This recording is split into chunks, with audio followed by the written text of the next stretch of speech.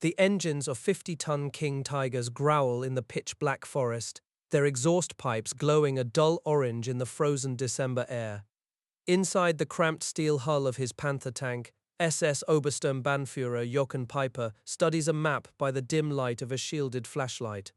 His eyes, still yellowed from the jaundice that collapsed him in Normandy, move across the twisting contour lines of the Ardennes. The roads marked on his operations overlay are not roads at all, but narrow, muddy forest tracks, barely wide enough for a single tank. Fuel is already critically low, ammunition hoarded in insufficient quantities, and behind him stretches a column of 800 vehicles that has been snarled in traffic for days. He knows the attack he is about to lead is doomed before it begins, and yet he also knows he will drive forward at dawn regardless. Because the Führer has ordered it and Piper's obedience is absolute. The American lines ahead, revealed by the map, are thinly held and utterly unsuspecting. Piper's mission is to slice through them with the full weight of his 1st SS Panzer Regiment. He must race 80 kilometers west across the Meuse River and seize the bridges south of Liège before the Allies can react. It is the spearhead of a desperate gamble conceived in September by an increasingly delusional Adolf Hitler, who believes a single shattering blow through the Ardennes can split the British and American armies and recapture the port of Antwerp. The offensive is codenamed Wacht am Rhein, the Watch on the Rhine, and it is Germany's last throw of the dice. If it fails, there is nothing left.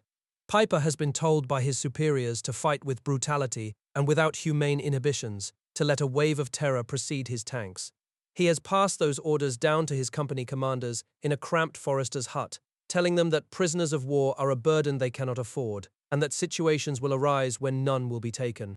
Now, in the freezing hours before the attack, the men of his regiment huddle around small fires under the pine boughs, some of them cleaning their weapons, others talking in low voices about home. A few kilometers to the west, American soldiers of the 99th Infantry Division are sleeping soundly in their foxholes, believing this sector of the front to be a quiet rest area. They do not know that 5,000 German guns are already aimed at their positions. They do not know that the morning will bring a hurricane of fire and steel unlike anything seen on the Western Front since 1940. How did it come to this? A murderous winter offensive planned by a Führer who could no longer appear in public, entrusted to a panzer colonel who privately called the operation hopeless. The answer begins in the autumn of 1944, in the dense forests of East Prussia, where Hitler summoned his generals to his Wolfschanze headquarters and unveiled the most audacious counterstroke of the entire war. The date was September 16th. The Allies had just swept across France in a dazzling summer campaign, and the German armies had been shattered at Normandy and in the Falaise pocket. Antwerp had fallen to the British. The Third Reich seemed on the verge of collapse. But Hitler, bedridden and trembling from the assassination attempt in July, saw an opportunity where his generals saw only disaster. He pointed to a large situation map unrolled on the table before him. "The Ardennes," he said, jabbing his finger at the forested border region between Germany and Belgium, the same place where his panzers had smashed through in 1940 and precipitated the fall of France. The Allies would never expect a second attack through the same difficult terrain, especially in winter. He drew a bold crayon line across the map, a single sweeping arrow from the German Eifel through the Ardennes forest, across the Meuse River, and straight on to Antwerp. His staff officers stood in stunned silence. Antwerp was over 100 miles away, through heavily wooded hills and deep river valleys, with only a handful of narrow roads capable of supporting armored divisions. It was a gamble of breathtaking audacity, and Hitler's generals knew immediately that it was almost certainly impossible to achieve, yet Hitler's confidence was unshakable. He lectured his marshals about Frederick the Great and the Battle of Leuthen, about how boldness alone could reverse the course of a lost war. He promised that the offensive would be supported by 2,000 new jet fighters, by devastating secret weapons, by regiments of heavy King Tiger tanks, and by the full weight of his rebuilt Waffen SS Panzer divisions. He demanded that 25 new divisions be delivered to the Western Front within 2 months. He ordered absolute secrecy, with all planning conducted by courier, and every officer involved made to sign a death warrant for any leak. And he selected the Ardennes as his decisive field, a place where the terrain and the weather would negate Allied air superiority and where total surprise could once again be achieved. The officer chosen to lead the main thrust of this great offensive was the former adjutant of Heinrich Himmler and one of the most decorated tank commanders in the Waffen SS. Jochen Peiper was just 29 years old, but he had already fought in every major campaign of the war: Poland, France, the Balkans, Russia, and Normandy. He had led slashing night advances behind Soviet lines, seized cities at the point of a tank gun, and earned a reputation for reckless aggression that bordered on suicidal. His men called his battalion the Blowtorch Battalion. The nickname reflected the destructive power of his panzers and the ruthlessness with which he waged war. But in the autumn of 1944, Peiper was a wrecked man. He had collapsed from jaundice and battle fatigue in August. His skin turned a sickly yellow ochre, his nerves shot after years of continuous combat. His wife wrote to Himmler's mistress in desperation, warning that her husband was at the breaking point and could not survive much more frontline duty. Peiper recovered slowly at a military hospital in the Bavarian Alps, at a grand old hotel overlooking the glacial blue waters of Lake Tegern. His wife Sigurd visited with their 3 young children, but she could see that his deeper wounds would not heal with rest. The doctor confided that Peiper's nervous system was like an overloaded cable that might tear apart without warning. Nevertheless, as soon as he was able, Peiper returned to his regiment, which was being hastily rebuilt in the hills of Westphalia with a flood of green replacements. He was appalled by what he found. Many of the new recruits were Luftwaffe and Navy conscripts with almost no combat training. Teenagers who had never been inside a tank, draftees who could barely drive. Fuel was so scarce that realistic exercises were impossible.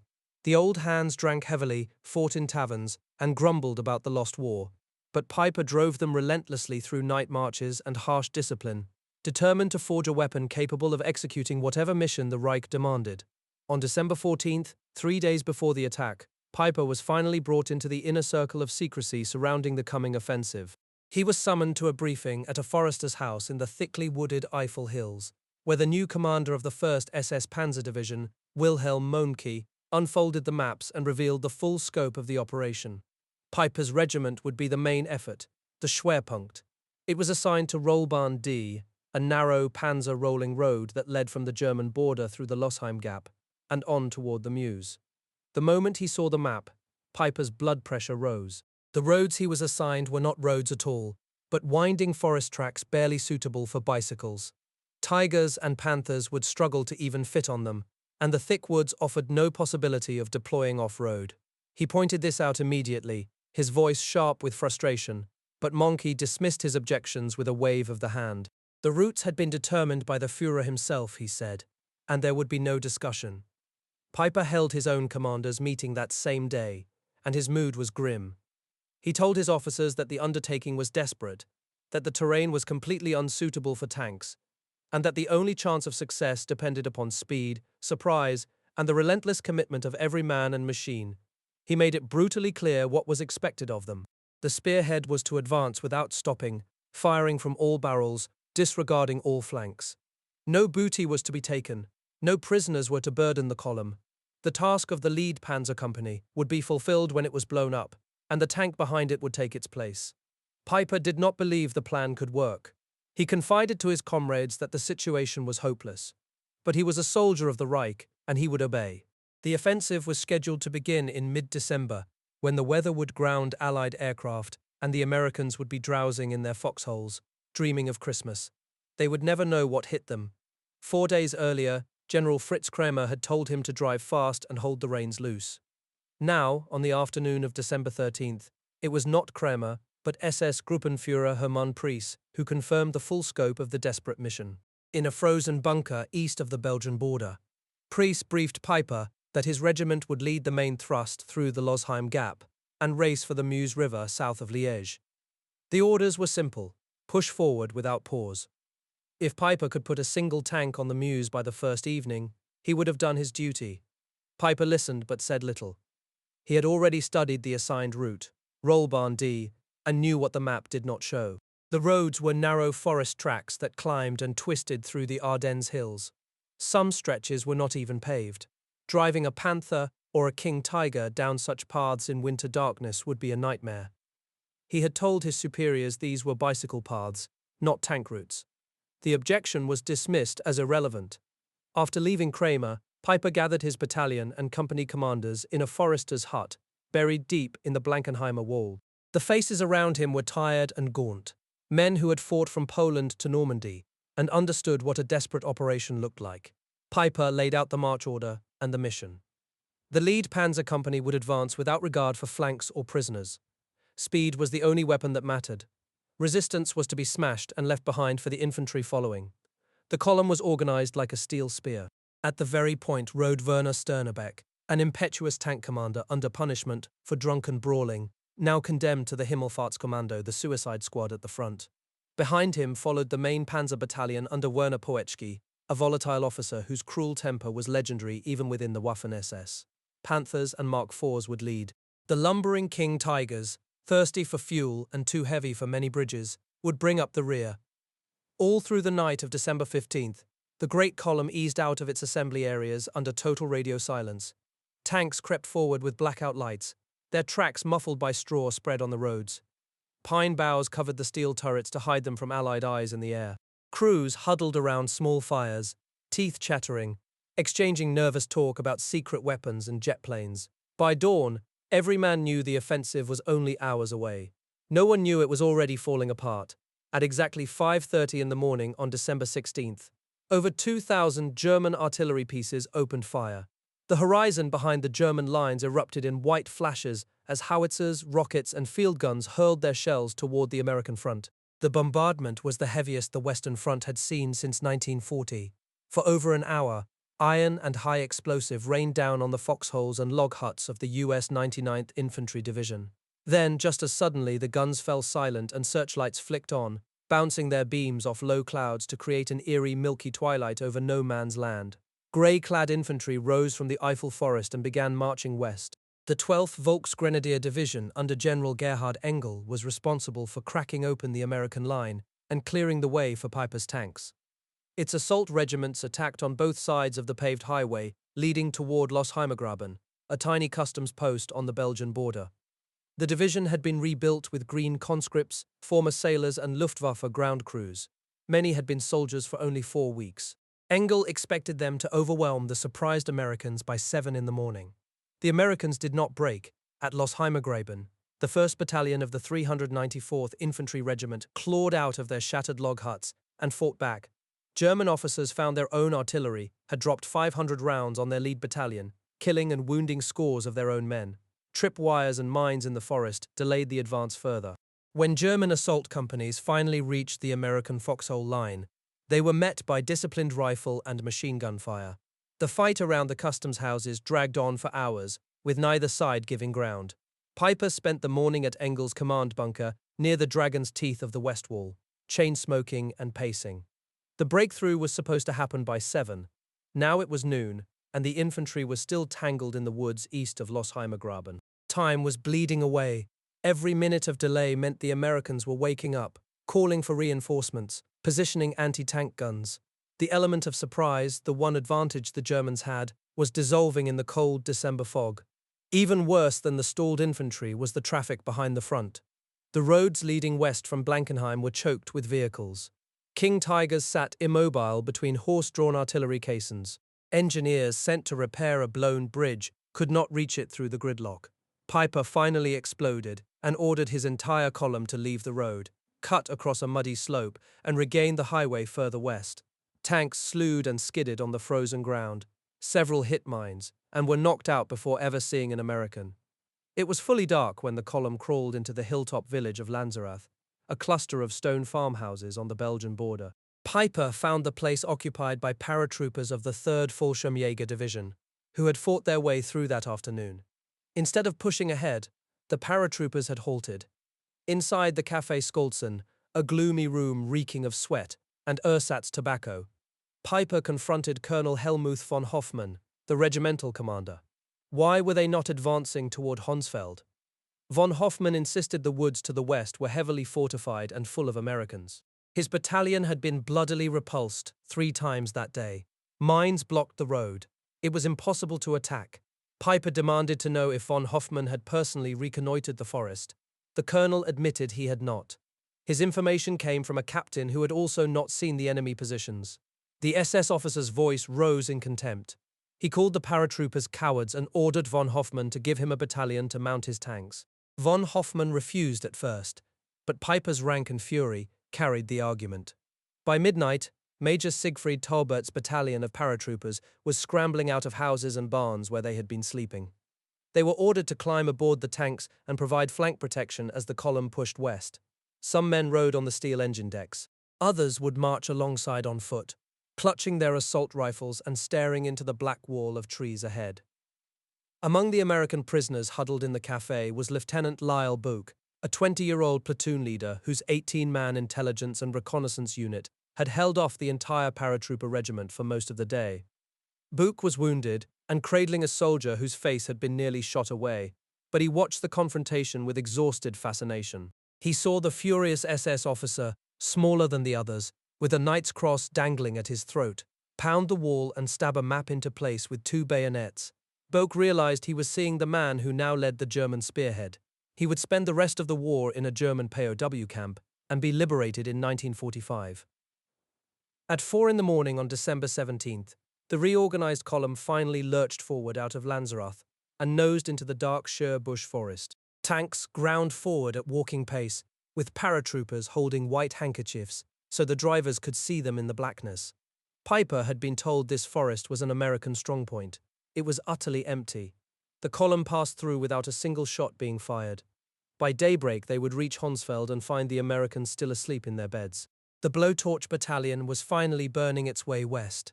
The column that crawled out of the Schur bush forest in the grey pre-dawn was not an organized advance. It was a surging, grinding steel river, 800 vehicles long, with paratroopers clinging to the turrets of Mark IV and Panther tanks, their white handkerchiefs fluttering as guides in the darkness. No one had fired a shot since leaving Lanzerath 4 hours earlier, and the tension inside the hulls was a physical weight. The lead tank commander, SS Obersturmführer Werner Sternebeck, squinted into the mist ahead, his hands gripping the rim of the cupola. Honsfeld was just a few hundred meters beyond the tree line, a village of 300 souls, and the intelligence said, a rest center for the American 99th Division. The village was asleep. American reconnaissance vehicles sat parked under the eaves of stone farmhouses, their parking lights still glowing faintly in the murk.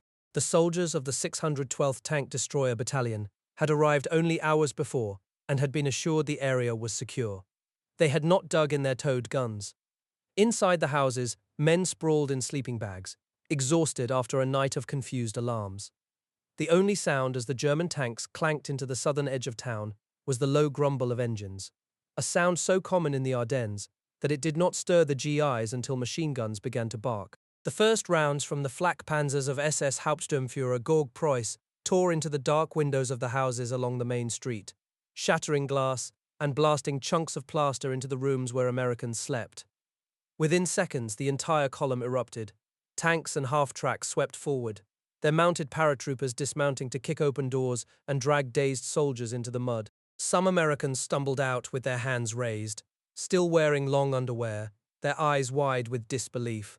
Others grabbed carbines and fired from upper windows, but the return fire from 20mm cannons spun them like rag dolls. The surprise was absolute in the Haus Kreuz, a stone building at the western edge of town. The men of the 1st Platoon had just settled into their billets when the firing began. Private Elmer Haynes unlimbered his towed 3-inch gun in the front yard, aiming it at the bend in the road where the tanks would have to turn. He let 2 pass, then fired into the 3rd, ripping a track and slewing the turret. The crew bailed out as the tank burned, but no reinforcements came. A shell exploded against a stone wall near Haynes, wounding his leg and knocking him down. When he staggered back outside minutes later, his lieutenant was already in the street, shouting for the men to surrender. A white flag went up on a stick, and the Americans emerged with their hands high. But as they stepped onto the road, the machine gun on a passing German tank opened fire at point-blank range. Men crumpled, their bodies falling in the mud. Private James Milliner was hit in both legs. He screamed for help as the tank swerved and crushed him beneath its tracks. Another soldier, Sergeant Francis Hayes, watched his friend Edward Stagel drop with a pistol shot from a tank commander who had called out in perfect English, "Hey, you." The gunfire was brief but brutal. At least 6 Americans were shot down in cold blood that morning, their bodies left in the road as the column rumbled past. The town fell swiftly after that. German grenadiers fanned out through the houses, searching prisoners for weapons, watches and rings, and filling their own pockets with American cigarettes and chocolate. In the cellar of the Burgermeister's house, 16-year-old André Schroeder hid with the other civilians, listening to the boots and shouts above. When he ventured out later, he saw 7 American bodies lying by an anti-tank gun in front of a neighbor's house, shot execution style. The paratroopers counted 180 prisoners and 15 captured guns, but the column did not pause. Piper, riding in a Panther tank, was already on the radio, demanding the Spearhead press north toward Bühlingen. The road beyond Honsfeld was a choice between a muddy track to the west and the hard surface highway that led to a known American fuel dump. Piper did not hesitate. The assigned route could wait, fuel could not. The Spearhead veered north, Sternebeck's point tanks accelerating through the grey light, with the Panzer Grenadiers of the 10th Company now in the lead. They were deep behind American lines, and the only enemy they encountered were supply trucks whose drivers waved, mistaking the German column for friendly reinforcements, until the machine guns spoke. A few kilometers south of Bühlingen, they came upon an airstrip with a dozen Piper Cub spotter planes, their engines running as pilots scrambled to take off. The tanks did not slow. Cannon shells and machine gun fire raked the field, shredding canvas wings and turning fuel tanks into orange fireballs. Most of the little planes never left the ground. The crews scattered into the hedgerows, firing back with pistols and carbines before they too were cut down. One pilot managed to get airborne, skimming over the treetops to safety, but his 12 comrades were destroyed where they sat. Piper, watching from the turret, was already thinking beyond the burning airstrip. He knew that a large American fuel dump lay in Bühlingen itself, and he could hear no sounds of battle from the direction of the 12th SS Panzer Division, which was supposed to have taken the town by now. The column entered Bühlingen at full speed. Tanks and half-tracks charging down streets where American trucks were still parked with their engines idling. American soldiers from the 924th Field Artillery Service Battalion were just lining up for breakfast when the first Mark IV rounded the corner and put a shell through the wall of the mess truck. The garrison collapsed in chaos. A lone bazooka team managed to knock out one German tank on the southern approach, killing its entire crew, but the defenders were quickly overrun. Within an hour, the town was secure, and German tankers were already dismounting from their vehicles, opening the caps of their fuel tanks with cramped, eager fingers. The fuel dump on the western edge of town was a quartermaster's prize. 5,000 gallons of gasoline in stacked jerry cans, enough to take Piper's entire regiment halfway to the Meuse. American prisoners, some still in their long underwear, were forced at gunpoint to heave the cans and pour the precious liquid into the thirsty Panthers and Mark IVs. The irony was not lost on the German crews. The American soldiers in that fuel dump, Piper later recalled, were of great help in refueling. As the tanks gulped fuel, artillery shells began to fall. The American batteries around Elsenborn, finally waking to the disaster unfolding below them. The German column pulled out in the order it refueled, racing west through the smoke. Piper was no longer in his Panther. The regimental command tank had developed engine trouble on the road, and he had transferred to the SPW of his old comrade SS Obersturmführer Jupp Diefenthal, a half-track bristling with radio antennas and staff officers. From the open compartment, he could see the column stretching back for miles, an accordion of armor and infantry that he urged forward with curses and hand signals. Just west of Bühlingen, they intercepted a jeep carrying a captured American lieutenant colonel, John Ray, who had been sent to warn ordnance units of the German breakthrough. The papers in his pocket confirmed that a headquarters was in Ligneville, and that no one expected the SS to appear so far behind the front. Piper ordered the column to accelerate. The Spearhead pressed on through the hamlets of Schoppen, Ondenwall, and Thirimont, grinding over narrow, rutted roads where the mud clung to the tracks like paste. 4 American jeeps from the 32nd Armored Regiment's Reconnaissance Company blundered into the column and were captured without a shot. Their drivers were forced to join the German advance, driving at the head of the column with SS men in the passenger seats, a surreal addition to the cavalcade. By noon, the lead tanks had reached the heights above the Omblev River Valley, and Piper, standing in Diefenthal's half-track, could see the road ahead snaking down toward the strategic crossroads where 2 highways met. It was there that the Panzerspitze would make its most devastating contact of the day. Sternebeck's point tanks, just 4 vehicles by now, crested a rise just east of the Baugnies intersection at a little after 1 in the afternoon. Below them, on the main road running south from Malmedy, a long column of American trucks was rolling in broad daylight, completely oblivious. These were the vehicles of the 285th Field Artillery Observation Battalion. a support unit hauling survey equipment, radios, and dozens of unarmed men. Sternebeck did not hesitate. He ordered his gunner to fire. The first 75mm high explosive shell tore through the lead truck, turning it into a pyre. The column jackknifed in panic as more tanks joined the ambush, their cannons and machine guns shredding the canvas-topped vehicles. The Americans spilled from their trucks into the roadside ditches, some crawling behind the wreckage, others simply running for the distant tree line. The shooting was indiscriminate and fierce.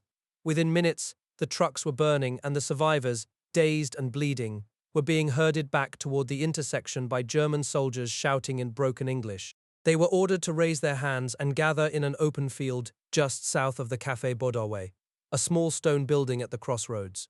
There, in the wet grass, over 100 American prisoners stood in a loose cluster, their hands clasped behind their helmets, their faces a mixture of terror and confusion. Sternebeck, his point platoon stripped of infantry, radioed the main body to report the action, then pushed on toward Ligneville as ordered. He left behind only a single amphibious jeep, its driver an enlisted messenger named Gerhard Waller, who found himself alone with the mass of prisoners. Waller felt uneasy. He had no orders to deal with prisoners, and the Americans outnumbered him 100-1. He took a bottle of schnapps from the cafe owner and waited, hoping the main column would arrive quickly. When the first Panther tanks of the advance guard did appear, it was not Piper, but the commander of the Panzer Battalion, SS Sturmbannführer Werner Poetschke, who pulled up at the crossroads. Poetschke was in a foul temper. His Panther had broken down, he was behind schedule, and the sight of the stalled column and the milling prisoners infuriated him. He climbed down from the turret, pistol in hand, and strode toward Waller's jeep, demanding to know what was holding up the advance. Minutes later, Piper's half-track roared up to the intersection, the regimental commander standing in the open compartment, his eyes hard and his voice sharp. He saw the prisoners, the burning trucks, and the tanks that had stopped to fire, and he exploded in anger. "Stop this firing," he shouted. "We need those trucks for our supply system." He ordered the column to push on immediately, his words leaving no room for discussion. Piper did not stay at the crossroads. His half-track passed the café and turned south, following the tanks that were already grinding down the hill toward Ligneville and the bridge over the Omblève. Behind him, the prisoners remained in the field, guarded now by a shifting contingent of men from the 9th Panzer Pioneer Company and the 3rd Panzer Pioneer Company. The soldiers who had been ordered to guard them were frustrated. They had been told not to burden themselves with prisoners. Their officers had spoken of a wave of terror that must precede the advance. And now, with the vanguard disappearing down the road and the main body still closing up, the intersection at Baugnies grew quiet and cold. The Americans stood in the wet field, their hands still raised, their breath pluming in the December air. Some of the younger soldiers prayed silently. Others watched the German half-tracks pull into a line facing them, the machine guns on their mounts being loaded with fresh belts of ammunition. A few SS men walked among the prisoners, taking watches and rings, their voices low and tense. No one gave an order to move, and no one offered mercy. The column rumbled past in a long, grinding procession, and the field at the crossroads waited beneath the grey sky, an open-air pen where the fate of over 80 unarmed men now hung in the balance. Werner Poetschke remained. The SS Sturmbannführer stood beside his disabled Panther, surveying the field with a face like granite. Gerhard Waller, the young messenger, approached with a nervous question. "What about the prisoners?" Poetschke answered in a single hard sentence. "The infantry would deal with them." He then flagged down the half-track of Erich Rumpf and beckoned the pioneer commander over with a sharp gesture. Rumpf listened to Poetschke's order, then walked back to his men. He told his platoon leaders to ready their machine guns. The pioneers dismounted and faced the wet field where over 80 Americans stood with their hands laced behind their heads. Inside the Panzer Mark IV of SS Oberscharführer Hans Siptrott, a loader named Georg Fleps had already drawn his pistol. He climbed onto the deck and fired twice into the cluster of olive-drab prisoners. Men began to fall. Those first pistol shots broke a dam. From the half-tracks of the 9th and 3rd Pioneer Companies, MG-42 machine guns tore into the standing Americans. Rumpf himself raised a pistol and fired. The prisoners fell in waves, some twisting where they stood, others collapsing in tangled piles. Tanks of the 7th Panzer Company that were grinding past the crossroads added their own bursts. The sound was a continuous tearing rip of automatic fire. In less than 3 minutes, the field was silent. Men with pistols and machine pistols walked among the bodies. They kicked at limbs and shot any American who still moved or moaned. One tank commander from the 6th Company, Hubert Huber, stripped a wounded GI of his overshoes and wristwatch, then killed him with a single shot to the head. The pioneers climbed back into their vehicles and drove on. Behind them, 86 murdered artillery observers lay in the frozen grass. No one from the main column looked back. 4 kilometers south, the road dropped through tight curves toward Ligneuville. The lead tanks of Kampfgruppe Piper rumbled past the stone farmhouses of Laval Richard. They crossed a narrow bridge over the Omblève. At the Hôtel du Moulin, General Edward Timberlake had just fled. His lunch lay half-eaten on white linen. Peter Rupp, the elderly hotelier, watched from the kitchen window as German armor ground to a halt outside. An SS Sergeant Paul Oakman separated 8 captured Americans from a larger group of prisoners. Oakman marched the 8 men to the roadside. He made them face a steep slope, their backs to him. None of the Americans resisted. They stood with their hands high. The SS sergeant raised his pistol and began with the man on the left. He fired once into the back of the neck. The soldier pitched forward into the ditch. Oakman moved down the line, methodically killing each man the same way. The 8th American, a young boy, twisted away at the last second. Oakman grabbed him, shoved the barrel into his open mouth, and pulled the trigger. Oakman was later captured by American forces, tried for war crimes, and executed in 1946. From a barn across the road, 2 Belgian sisters watched through the cracks in the wooden slats. Marie and Josephine Lockham saw the Americans drop like scythed wheat. They saw Oakman and a second soldier reload and walk away. Back in the hotel kitchen, Peter Rupp had also watched the killings through his window. His hands shook as he saw the SS Sergeant corral another 14 Americans and heard them toward the hotel. Rupp guessed what was coming. He stepped into the lobby and blocked the sergeant's path. In clear German, the innkeeper called the man a murderer. Oakman struck him hard across the face, splitting his lip and knocking out 2 teeth. The sergeant shouted that these prisoners would be shot in the cellar, and the old swine of a Belgian first. A cold voice cut in. Piper had entered the lobby, and his tone silenced the room. He told the sergeant to cease. Then he ordered him to put the Americans in a room and treat them exactly as he would wish to be treated, if captured. Piper left the prisoners upstairs and walked into the hotel's dining room. Officers from his command staff had spread maps across the linen tablecloths. Cigar smoke curled under the chandeliers. A naval lieutenant from the Skorzeny Commando unit had hitchhiked forward with a grim report. The entire rear area was a traffic disaster. Nothing was following, and the route through Honsfeld and Billingen was already bogging down with mud and broken-down vehicles. The SS Obersturmbannführer listened, his yellowed eyes fixed on the map of the Amblève Valley. He then called for the senior American prisoner. Captain Seymour Green was led downstairs. The American officer found a clean-shaven SS commander with a knight's cross at his throat, sitting at a small table by the wall. Piper offered him a cigarette and asked in near-perfect English how he liked the German tanks. Green gave his name, rank, and serial number. Piper tried a different tack. Was the captain Jewish? Green answered that he was early American stock. Piper laughed, clamped a hand over his mouth, and mimed an Indian war whoop. The interrogation stalled. Piper told Green the Americans would not like the Russians when this was over. Green stared back without expression. Then, Piper picked up a book from the table, Dreiser's An American Tragedy. He held it up and declared it a perfect title. He said he would read it and understand the enemy. The SS Obersturmbannführer gestured for the guard to take the captain back upstairs. He had learnt nothing new. The only intelligence that mattered was the map on the table and the silence on the radio. Seymour Green was sent to a prison camp in Germany and returned home after the war. No contact with divisional headquarters was possible. Piper could not raise General Mohnke to report his progress or request reinforcements. The SPW's powerful radio was useless in the deep Ardennes valleys.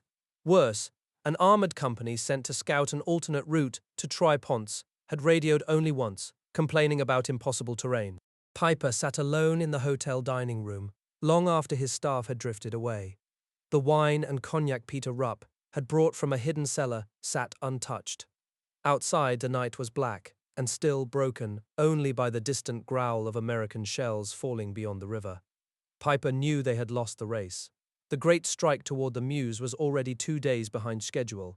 His column was stretched over 25 kilometers of narrow road, and behind him there was only chaos.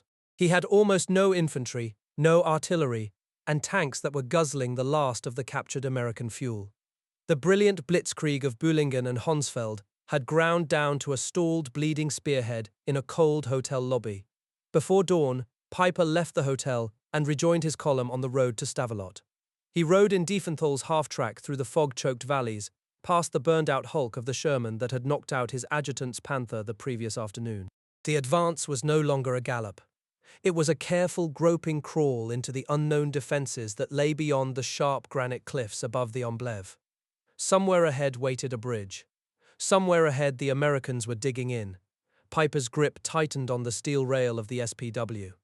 The Blowtorch Battalion was still moving west, but the flame was already dying. The road to Stavelot climbed through dense fir forest, a narrow serpent of frozen mud and asphalt that doubled back on itself like a scar on the hillside. The column of Kampfgruppe Piper had crawled forward since midnight, headlights blacked out, the growl of engines muffled by the heavy wet air. In the lead, the point tanks of the 1st Panzer Company crept around blind curves, each turret commander straining into the impenetrable dark. Behind them, a long string of half-tracks, pioneers, and strung-out grenadiers stretched back through the woods toward Ligneuville. The tail of the snake still tangled in the traffic chaos that had plagued the offensive since its first hour. Piper rode in the command half-track of Jupp Diefenthal, 40 vehicles back from the point. He had slept for 2 hours in Ligneuville, no more, and the exhaustion of 4 days without proper rest lay on him like a lead weight. His maps showed Stavelot as a small market town tucked into a bend of the Amblève River, its stone bridge the last good crossing before the valley narrowed to a gorge. Take the bridge intact, and the road to the Meuse lay open. He had ordered Poetschke to push the lead company hard, to seize the span before the Americans could organize a defense. The column ground to a halt just after 2 in the morning. Up ahead in the absolute blackness, small arms fire cracked. The firing came from a single squad of American combat engineers, 13 men under a young sergeant named Charles Hensel. They had been sent forward that evening from the 291st Engineer Combat Battalion, with orders to block the road south of Stavelot at all costs. Hensel chose his ground with a combat engineer's eye. A hairpin turn called La Corniche, where the road squeezed between a vertical rock wall on one side and a sheer drop on the other. He laid a pattern of mines across the pavement, positioned a 30 caliber machine gun to enfilade the bend, and put a bazooka team in the shadow of an old stone farmhouse. The Point Panther rounded the curve at walking speed and hit the mine line. A geyser of flame and shattered track links erupted under the left sprocket, and the tank slewed sideways, blocking the road. The bazooka team loosed a rocket that struck the crippled Panther in the side, and the machine gun opened up, stitching tracers across the following vehicles. German infantry scrambled off their half-tracks, firing blindly into the dark, but the engineers were well dug in behind stone walls. 2 more half-tracks were hit, one exploding in a sheet of orange fire that lit the whole ridgeline. The attack collapsed into confusion. The lead Panzer Company pulled back around the bend, dragging wounded crewmen with them. Poetschke, who had come forward on foot, ordered a halt and requested infantry reinforcements to clear the heights. Piper received the report in the pre-dawn darkness. The road was blocked by mines and an unknown number of defenders. The bridge still intact, but covered by fire. He faced the same choice he had faced the night before: launch a costly assault in darkness against a prepared position, or wait for daylight when his tanks could maneuver. He chose to wait. The column sat motionless on the forest road, engines idling, the men shivering in their vehicles as the temperature dropped toward freezing. 30 kilometers to the west, in the town of Spa, the headquarters of the U.S. First Army spent a sleepless night. Colonel Benjamin Dixon, the intelligence chief, had finally returned from Paris and found General Courtney Hodges acutely shaken. Reports of enemy armor deep behind the lines had been pouring in for 24 hours. The massacre at Bourgnes, with 86 prisoners murdered in a field, was now a confirmed fact, and Dixon had ordered it publicized to every unit on the front. The word spread through the American command like a current of cold fury. In the early hours of December 18th, Dixon learned of a report from engineer channels. A German column had been stopped just east of Stavelot, no more than 15 miles from this very building. Daylight on December 18th revealed Stavelot as a town bristling with American metal. Through the night, a task force from the 526th Armored Infantry Battalion had arrived, half-tracks and tank destroyers, threading through the dark streets to take up firing positions along the river. The men of Company A were an odd outfit, originally trained for a secret mission with arc-light tanks that were never used, now thrust into the path of an elite SS Spearhead. They dug in on the south bank of the Omblève, sighted their 57mm anti-tank guns on the bridge approaches, and waited. Across the river, the stone bridge had been wired with demolition charges by engineers of the 291st Battalion. The charges would be blown at the first sight of German armor. At 7 in the morning, the German attack crashed down the Vieux Chateau road. Panthers from Kremser's 1st Company, led by the tank of Obersturmführer Erich Strelo, ground around the hairpin bend and pressed toward the bridge, spraying the houses on either side with machine gun fire. Grenadiers from Heinrich Tomhart's 11th Company dismounted and fanned out along the steep slope, firing panzerfausts at windows and doorways. For 10 minutes, the weight of the assault seemed irresistible. Then the American guns opened up. A 57mm round punched through the track of the 2nd Panther, immobilizing it in the road. A 3-inch shell from an 825th Tank Destroyer Battalion gun hit Strelo's tank in the turret ring, jamming the traverse. The bridge blew. The engineers fired their charges at 8:15, and the center span of the old stone bridge dropped into the Omblève with a roar that was felt in the cellars of the town. A great column of dust and smoke boiled up over the river, and when it cleared, nothing remained but 2 stone abutments and a gap of 20 feet of rushing black water. The German grenadiers who had reached the north bank were cut off, pinned down in a burning house by automatic weapons fire from the armored infantry. Piper, watching from a farmhouse a kilometer south of the town, put down his field glasses. He did not curse. He did not speak. He simply turned to his radio operator and ordered the 2nd Panzer Company to bypass Stavelot and search for an alternative crossing to the west. The attempt to bypass Stavelot began in the early afternoon of December 18th. The 2nd Company, under SS Hauptsturmführer Friedrich Christ, peeled off from the main column and pushed west along a narrow track that wound through the hamlets of Wanne and Isemont toward the village of Trois-Ponts. Trois-Ponts, as its name implied, was a place of 3 bridges, 2 over the Omblève and 1 over the Salm, where the 2 rivers joined. If Christ could seize the bridges there intact, the entire battle group could cross and resume the advance. The Panthers lumbered through the frozen mud, their engines straining on the steep grades, their fuel gauges dropping toward the red line. David Pergrin held the bridges at Trois-Ponts through the night, his engineers turning back every German probe until the armored column was forced to bypass the town. He would survive the Ardennes campaign and decades later publish a memoir of those desperate days, determined that the sacrifices of his battalion would not be forgotten. The Panther Company reached the outskirts of Trois-Ponts at dusk on December 18th.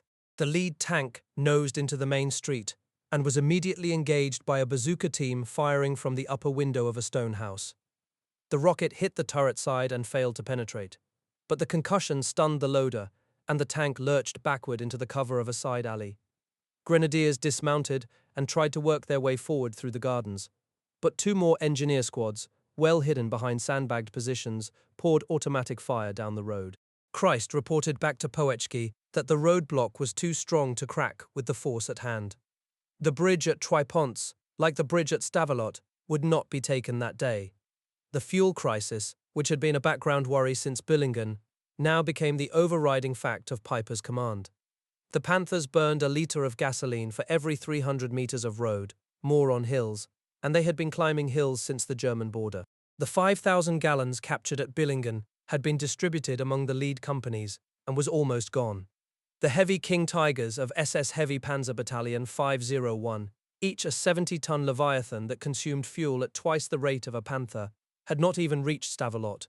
They were stalled far back on the clogged roads, their crews foraging for gasoline among abandoned American vehicles. Piper sent a messenger back along the column with a single order: bring every liter of fuel forward, regardless of rank or vehicle. On December 19th, Piper committed his last mobile reserves to find a crossing. The 6th and 7th Panzer Companies, what remained of the original Spearhead, were sent to probe the river road between Stavelot and Triponce, searching for a ford or a pontoon bridge. They found neither. Every possible crossing had been wired and guarded by mixed groups of engineers, tank destroyers, and armored infantry who had been arriving in a steady stream from Spa. The American response, chaotic and improvised 24 hours earlier, was now coalescing into a coordinated defense. Every hour that Piper waited, the ring tightened. Werner Poetsky, his Panther repaired, came forward to the command house near Stavelot to report. He and Piper stood over a map spread across a kitchen table, the single bulb of a kerosene lantern throwing long shadows across the paper. The roads to the north and west were now blocked. The fuel would last at most another 36 hours of limited movement. The last radio contact with divisional headquarters, achieved through a relay vehicle parked on a ridge, had confirmed that no relief column was coming, and no additional fuel would arrive. Kampfgruppe Piper was alone, 70 kilometers behind American lines, at the end of a logistical tether that had snapped. Piper folded the map and looked at his battalion commander. The word he had been avoiding for 3 days, the word that had been half-formed in his mind since the traffic jams of the first night, now hardened into certainty. The offensive had failed. The bridge at Stavelot was gone. The bridges at Triponce were held in strength. Every alternative had been tried, and every alternative had been met by American engineers who seemed to multiply overnight, men who dug in with bazookas and machine guns and refused to run. He gave Poetsky a single order: pull the forward companies back into a defensive perimeter around the village of L'Église, consolidate the armor, and prepare to hold until further orders. Werner Poetsky did not escape the pocket. He was killed by an American shell a day later. His body left where it fell. The Tigers finally arrived late that night, their engines wheezing, their driving sprockets fouled with frozen mud. They ground into positions around L'Église like weary prehistoric beasts, their 88mm guns pointing west toward the American lines that were now closing like a fist. The grenadiers dug foxholes in the frozen fields. The wounded were gathered in the cellars of the stone houses. Piper established his command post in a farmhouse on the northern edge of the village, and for the first time in 4 days the column stopped advancing. The blitzkrieg of the 6th Panzer Army, which had promised to split the Western Front and seize Antwerp in a week, had come to rest in a cluster of stone buildings on a hill above the Amblève. The pocket around L'Église closed slowly, like a fist tightening on a stone. By December 21st, American units from the 30th Infantry Division had driven south from Stavelot and sealed the neck behind the SS battle group. The roads east were cut. The roads west were blocked. Piper, in his farmhouse command post, could hear the distinctive bark of American tank guns whenever patrols probed his perimeter and were thrown back. His world had shrunk to a circle of hillside villages, 2 kilometers across, L'Église, Cheneux, and a few isolated farms where wounded men lay in barns and cellars. Outside that circle, the American First Army was massing the heavy artillery that would pound the pocket into rubble. The last offensive action came on December 21st. Piper ordered what remained of the Panzer Grenadiers to push northwest and seize the bridge at Cheneux, a narrow crossing over the Amblève that might, if captured, open an escape route. The attack was a forlorn hope from the start. The Grenadiers, exhausted and down to a few magazines per man, advanced into the teeth of the newly arrived 82nd Airborne Division. German paratroopers, who once believed themselves the Reich's elite, now faced American paratroopers dug in among the stone houses and railway embankments. The fire was immediate and murderous. The attack collapsed within the hour. The survivors crawled back to L'Église with nothing to show but more dead and more wounded. The bridge at Cheneux stayed American. After Cheneux, the tanks stopped moving. The fuel crisis, which had been a nagging worry since Billingen, was now absolute. The last captured American jerrycans were empty. The King Tigers of SS Heavy Panzer Battalion 501, 70-ton monsters that burned a liter of gasoline for every 300 meters they crawled, had not moved a track in 24 hours. Their crews drained radiators, scavenged fuel lines, and collected the last drops of precious benzene into a single tank for one final useless sortie. Piper ordered his armor dug in. The Panthers and Tigers became what they would remain for the rest of the battle: steel pillboxes, their engines silent, their main guns aimed down the approach roads, waiting for an American attack that was no longer a question of if but when. American artillery began falling on L'Église on the morning of December 22nd and did not stop for 3 days. The guns were heavy, 155mm howitzers, and the deep, rolling thunder of 8-inch core artillery from the heights above Stavelot. The rounds tore the slate roofs off the village houses, collapsed cellars where the wounded had been sheltered, and turned the frozen pastures into a moonscape of black craters. German soldiers who had not slept in a week huddled in basements and foxholes, their ears bleeding from concussion. The aid station in the L'Église church overflowed with men who had lost limbs or suffered gaping shrapnel wounds. There was no morphine. There was no plasma. The battalion surgeons worked by candlelight with unwashed instruments, and the pile of amputated limbs in the churchyard grew larger each morning.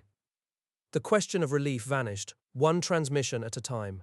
Piper's radio operators, crouched over their sets in the farmhouse cellar, heard nothing from division headquarters or the 6th Panzer Army except static and distant American jamming. On December 22nd, Luftwaffe supply planes appeared over the pocket and dropped metal canisters by parachute. Most landed behind American lines. The few that fell inside the perimeter contained artillery shells of the wrong caliber, winter uniforms that no one could wear, and tins of tropical chocolate that had been meant for the Africa Corps 3 years earlier. There was no fuel.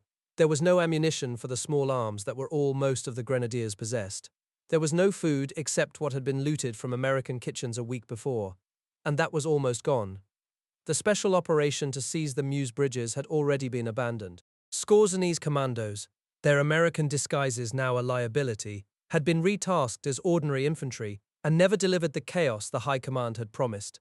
By December 23rd, Piper knew the offensive was over. He had known it, in some deep and private corner of his exhausted mind, since the night in the Hôtel du Moulin, when the Scorzony officer had told him the rear was chaos and no reinforcements were following. Now the knowledge was public. He gathered his remaining officers in the farmhouse and told them what they already understood. The 6th Panzer Army had stalled. The Meuse was unreachable. The battle group was surrounded, and no relief column was coming. The only question left was whether they would die in L'Église or attempt to escape. Piper, his face grey with fatigue, put the choice simply: they would destroy their vehicles and break out on foot, moving east through the American lines toward the German front. Christmas Eve of 1944 brought cold and darkness to the Ardennes. The temperature fell below freezing and stayed there. Snow, intermittent for days, began to fall steadily. It blanketed wrecked vehicles and filled shell craters with white. In the cellars of L'Église, German soldiers who had not been inside a church since they were children sang Stille Nacht in low, hoarse voices. The wounded in the church listened to the singing and some wept. The American guns, which had fallen silent at dusk in some unspoken recognition of the evening, would begin again at dawn. But for a few hours the pocket was quiet, and in the quiet Piper made his final preparations. The wounded could not come. Nearly 300 men lay in the church and in commandeered houses, too badly injured to walk, let alone march 20 kilometers through snow and enemy patrols. Piper left them with the battalion surgeons and a volunteer rearguard of medics who had elected to stay behind and face capture. He also left a letter addressed to the American commander who would find them, asking for humane treatment of the men he was abandoning. It was the same kind of letter German commanders had written in Russia when they left their wounded to the mercy of an enemy who had no mercy to give. But this was the Western Front. The Americans were not Russians. Piper knew this, and he gambled on it. He had no other card left to play. The vehicles died in fire. Before midnight, the crews of the Panzer Regiment set demolition charges in the engine compartments of every tank that still had a working engine. The explosions lit up the village in orange flashes, one after another, like a chain of volcanoes igniting in the snow. The King Tigers, which had cost the Reich more than 1 million Reichsmarks each and had never fired a shot in anger during the entire offensive, burned the brightest. Their ammunition cooked off in the heat, sending tracer rounds arcing into the dark sky like a final defiant firework display. The smoke hung over L'Église in a black pall that could be seen for miles, and on the American side of the lines, artillery observers marked their maps and knew that something was ending. At 2 in the morning, the breakout began. 800 men formed a long, silent column. They had abandoned everything that could not be carried: heavy machine guns, radios, Panzerfausts, the last of the mortar tubes. Each man carried a rifle or a machine pistol, a few magazines of ammunition, and whatever food he had been able to scavenge.